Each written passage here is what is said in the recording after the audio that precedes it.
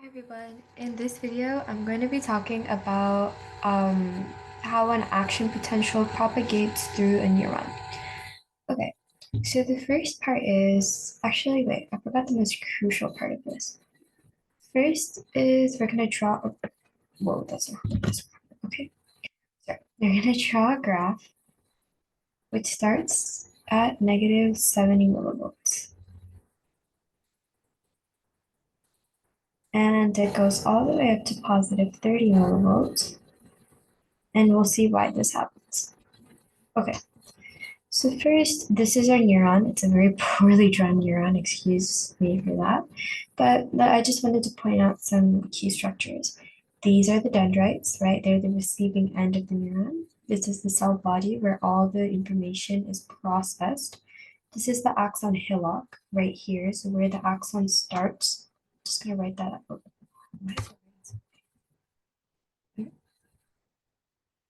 Axon hillock,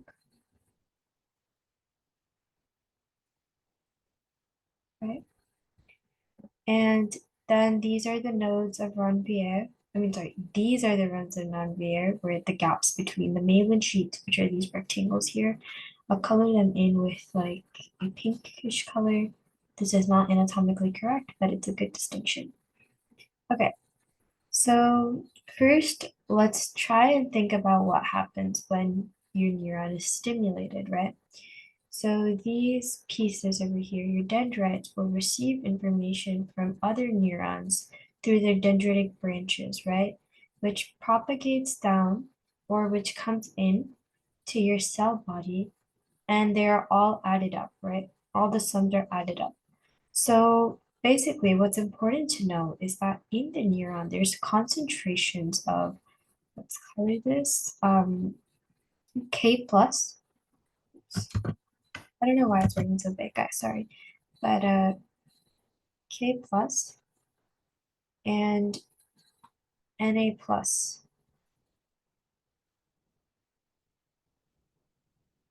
ions, right? So basically, what it is that these both are in varying but unequal concentrations in the neuron. So for example, there are usually more potassium ions inside the neuron than outside the neuron, and there are more sodium ions outside the neuron than inside the neuron. This means that it's so basically, even though there is both positive, right? These are both positive charges. One is more positive than the other. So the inside, or sorry,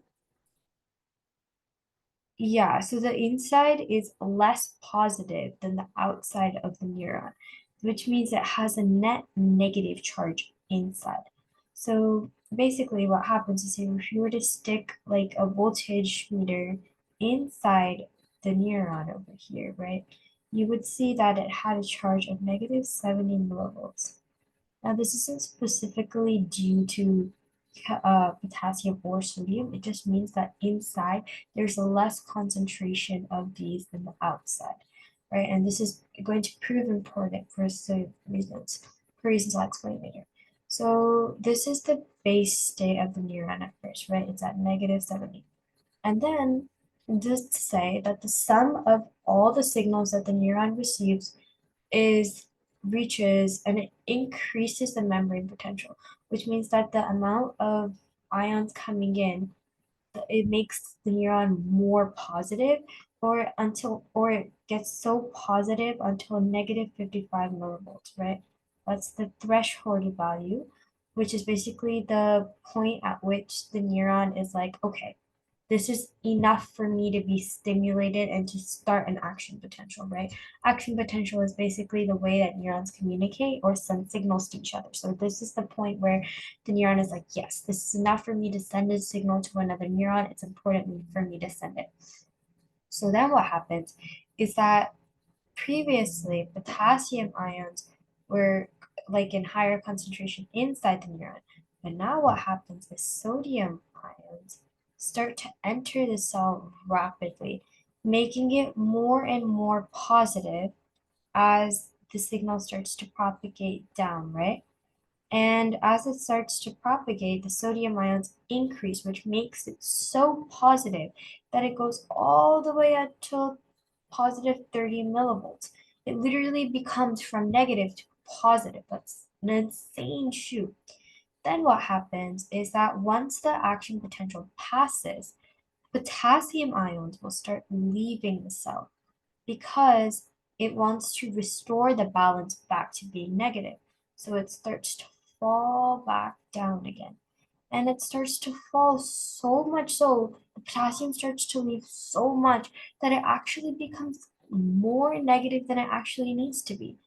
This is because what happened, the purpose of this is basically when you have an action potential already propagating, if you don't have this regulatory mechanism, your neuron is going to keep firing those signals. So the underpolarization ensures that, okay, I've sent a signal already and I need to stop, I need to take a break, and I need to reset before I send another signal on accident, which I don't want to send. Then what happens is the sodium potassium pumps that you see here, basically it exchanges, um, I believe, a certain ratio of sodium and potassium ions for each other to reset the balance back to negative 70 millivolts. So it raises the charge back again and makes it steady all over again. So now let's do a quick review by actually classifying what these stages are. So first, this is just your like activated neuron. It's at negative 70 millivolts inside the cell. Then this point, negative 55, I'm going to actually change my color so that it's easier for people to see. Mm, let's see. Let's make it green. Okay. So negative 70 millivolts is the resting potential, right? So it's like resting, resting potential.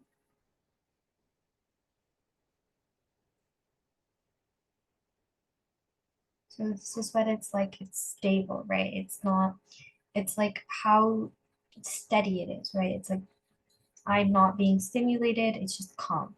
Then once you start to receive a signal, for the axon or for the neuron to actually start a signal in the first place, it has to receive enough positive charge, has to receive enough electron sodium ions into the cell to raise it to negative 55 millivolts, which is known as the threshold value.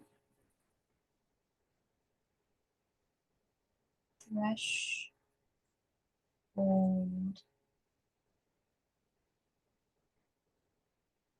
value, which is where it starts the reaction, right?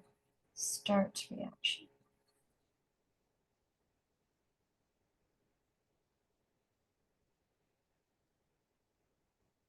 Then what happens is that all of your action potential is started at the axon hillock. The action potential is basically the signal that neurons use to communicate with each other. It's initiated at the axon hillock, which is basically the point at which the axon starts to leave the cell body. So that basically starts it and it increases the amount of sodium ions in the cell to the point where it goes until positive 30 millivolts, right? It like peaks.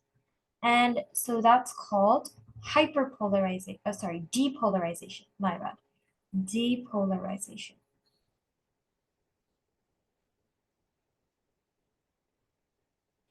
So depolarization is when the neurons charge inside becomes more positive.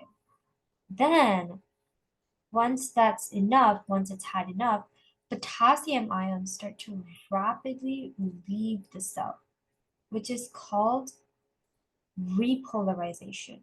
So after 30 millivolts, it starts to repolarize